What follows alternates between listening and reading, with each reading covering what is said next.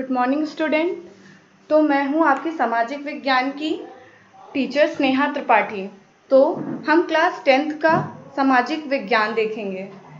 सामाजिक विज्ञान जो क्लास 10th का है वो 4 पार्ट्स में डिवाइडेड है, history, geography, civics and economics.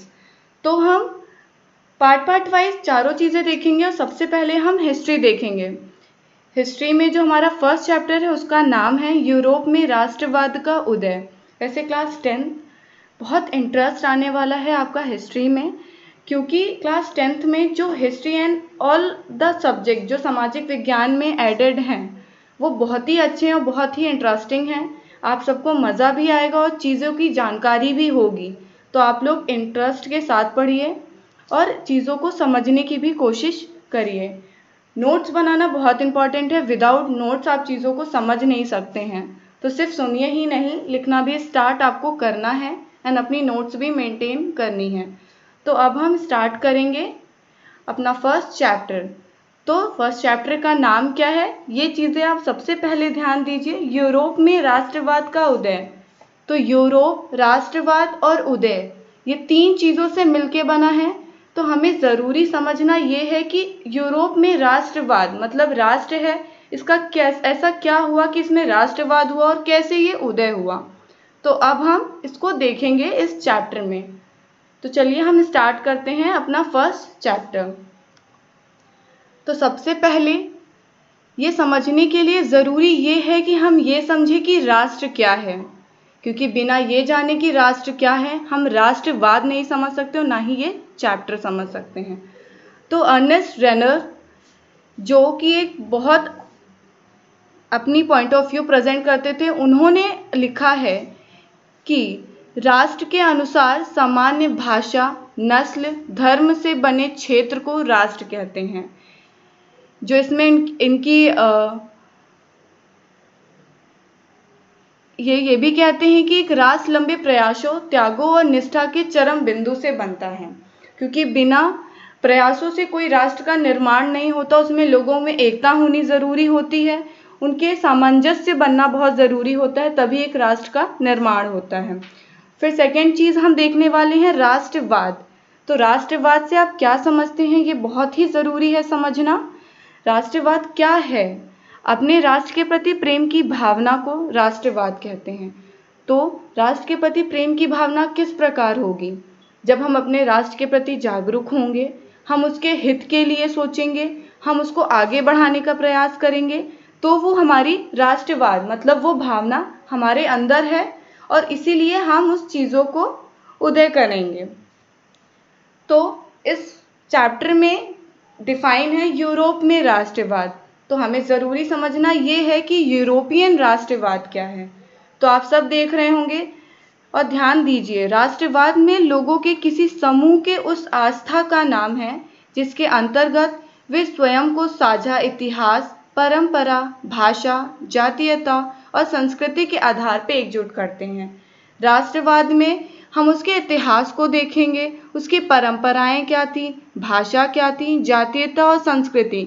जब इन सब का सामंजस्य होगा तभी एक राष्ट्र बनता है और उसका उदय भी तभी होगा। इसीलिए यहाँ पे देखिए, आप सब देख रहे होंगे आधार पर एकजुट लिखा हुआ है, इसीलिए इन सब चीज़ों को उसमें इंक्लूडेड ऑन किया गया है। यूरोपीय देशों के संदर्भ में इसे यूरोपियन राष्ट्रवाद कहा जाता है। मतलब अगर किसी और राष्ट्र का ये होता तो उसमें हम उसको राष्ट्रवाद कहते, पर यहाँ पे ये यूरोप से रिलेटेड है, इसीलिए इसे यूरोपियन राष्ट्रवाद कहा गया है। अब हम देखेंगे ये स्टेट जर्नल क्या है। यहाँ पे पहले मैं आपको टॉपिक वाइज और उसमें जो मेन पॉइंट क्लिक डाउन होंगे मैं पहले उसे वो डिस्कस करूँगी, क्योंकि बिना आप ये समझे आप टॉपिक को नहीं समझ पाएंगे। ये शब्द हैं जिसका प्रयोग पूरे चैप्टर में किया गया है। अगर आप ये टॉपिक का ये वर्ड नहीं समझेंगे तो फिर आप आगे की चीज़ें नहीं समझ पाएंगे। इसलिए सबसे ज़रूरी ये है कि आप कुछ भी पढ़ें तो उसमें ये देखें कि इसका मतलब क्या है। बिना उस मतलब के जाने आप पूरा टॉपिक नहीं समझ सकते हैं। तो आप चीज़ों को ध्यान दीजिए, उसे समझने की कोशिश कीजिए। तो अब हम देख रहे हैं ये स्टेट जर्नल क्या है। स्टेट 1789 का स्टेट जर्नल एक आम सभा थी। आम सभा आप सब समझते होंगे, जिसमें सब लोग एकत्रित होकर, जिसको कोई नाम नहीं दिया जाता, पर्टिकुलरली वहाँ के लोगों को मिलके वो चीज़ें बनाते हैं और उसमें अपना डिसीजन देते हैं। थे क्षेत्र के फ्रांसीसी संप्रदायों के संप्रदायों का प्रतिनिधित्व करती थी और बाद में इसका नाम नेशनल असेंबली रखा गया। आप सब देख रहे होंगे कि क्षेत्र के फ्रांसीसी संप्रदायों की संपदाओं का प्रतिनिधित्व, मतलब जो फ्रांसीसी संप्रदायों का संप्रदायों था उनका प्रतिनिधित्व जो करती थी वो एक आम सभा थी। बाद में इसका नाम बदला गया। क्यों बदला गया? क्योंकि राष्ट्रवाद का उदय हो रहा था, तो उस वजह से इसका नाम जो है चेंज करके नेशनल असेंबली रखा गया। तो इसे हम ई स्टेट जर्नल के नाम से जानते हैं। और आप सबको ये ध्यान देना है कि ई स्टेट जर्नल जहाँ भी आए हमें ये चीज़ माइंड में सबसे पहले क्लिक डाउन होनी चाहिए कि 1789 में एक आम सभा थी जो फ्रांसीसी संप्रदायों की संप्रदाओं का प्रतिनिधित्व करती थी और इसका नाम बाद में बदल के नेशनल असेंबली रखा गया।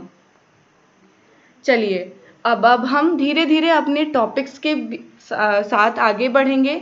तो अब हम आ रहे हैं राष्ट्र राज्य का उदय। अब हम ये समझेंगे कि राष्ट्र राज्य का उदय हुआ कैसे। तो इसको समझने के लिए मैंने सारी चीज़ें पॉइंट वाइज लिखी हुई हैं। आप समझने की कोशिश करेंगे तो बहुत आसानी से चीज़ें समझ में आ जाएंगी। आप ध्यान दीजिए, वर्ड्स को देखिए एंड पॉइंट वाइज ही चीज़ें समझिए, जिससे आपको किसी टॉपिक को समझने में बहुत टाइम नहीं लगेगा एंड मज़ा आएगा पढ़ने में, और चीज़ें धीरे धीरे आपके माइंड में प्रॉपरली पॉइंट वाइज बैठ जाएंगी और समझ में भी आएंगी। तो चलिए स्टार्ट करते हैं। राष्ट्र राज्य का उदय कैसे हुआ?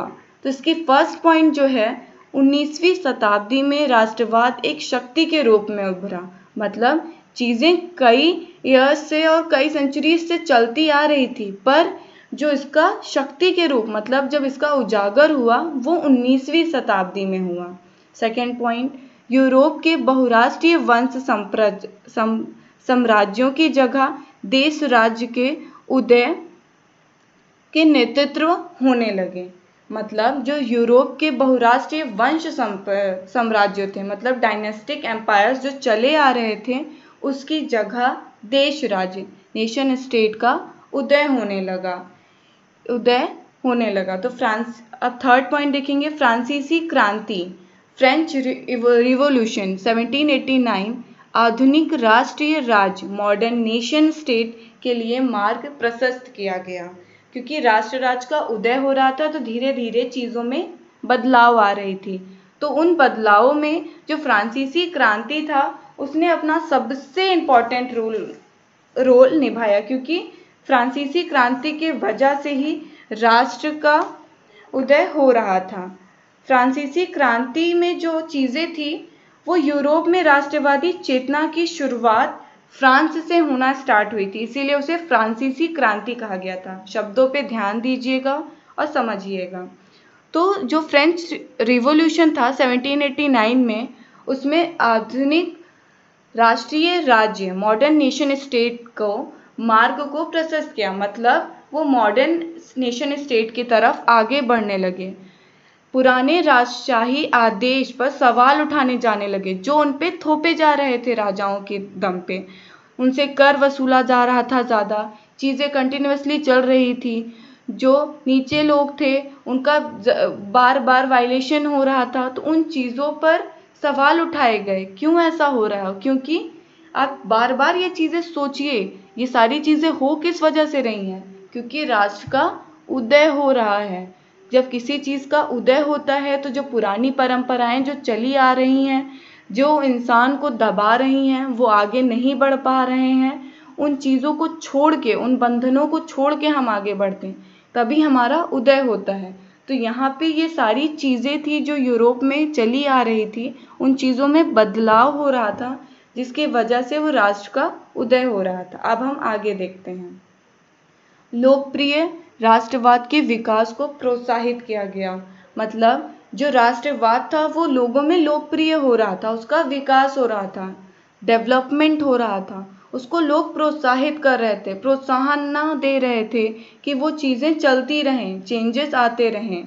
आगे देखिए, संयुक्त समुदाय के रूप में राष्ट्र पर बल देने के लिए फ्रांसीसी क्रांति ने पृष्ठभूमि, नागरिक और फ्रांसीसी लोगों के बीच नया फ्रांसीसी ध्वज जैसे नए विचार को प्रस्तुत किया। इस पॉइंट को बहुत ध्यान से समझिएगा। फ्रांसीसी ध्वज मतलब एक झंडा का प्रतीक बनाया गया, जिसके नाम से अब हम जाने जाएंगे, जो हमारी चीज़ों को आगे बढ़ाएगा। जैसे हम इंडिया में रहते हैं तो हमारा जो फ्लैग है, जो तिरंगा है, वो हमारी पहचान है। उसी तरह उस टाइम पे जब फ्रांसीसी क्रांति आई और राष्ट्र राज्य का उदय हुआ, तब वहाँ पर भी इस चीज़ों को शुरू किया गया। फ्रांसीसी ध्वज जैसे नए विचार प्रस्तुत किए गए। पृष्ठभूमि और नागरिकों के बीच मिल के राष्ट्र पर बल देने लगे। आगे देखिए, इसमें प्रशासनिक प्रणाली, सेंट्रलाइज्ड एडमिनिस्ट्रेटिव सिस्टम की शुरुआत हुई, जो चीज़ों को ध्यान देगी, लोगों को जागरूक करेगी और उन चीज़ों को आगे बढ़ाएगी। इसीलिए प्रशासनिक प्रणाली, सेंट्रलाइज्ड एडमिनिस्ट्रेटिव सिस्टम की शुरुआत हुई। क्षेत्रीय बोलियों को निराश किया गया।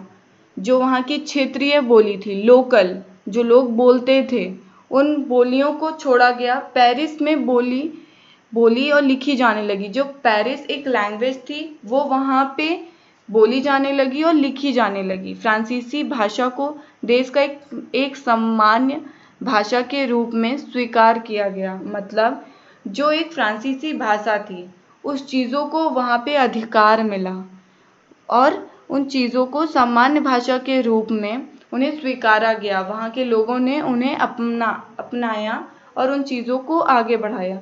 इन सभी कारणों की वजह से राष्ट्र राज्य का उदय हुआ। ये सारे पॉइंट्स जो हैं उसे आप ध्यान से समझिए, और ये सारे पॉइंट्स जो हैं उसी की वजह से राष्ट्र राज्य का उदय हुआ। सो स्टूडेंट, आज के ये टॉपिक यहीं पे ख़त्म होता है। आई होप आप सब लोगों को ये समझ में आया होगा। हम आगे के टॉपिक्स आगे के लेक्चर्स में कंटिन्यू करेंगे। आप चीज़ों को समझिए, एंड उसे अगर आपको नहीं समझ में आ रहा है, आप क्वेश्चन भी इरेज कर सकते हैं। तो आप इस चीज़ों को ध्यान दीजिए और समझने की कोशिश कीजिए। So thank you.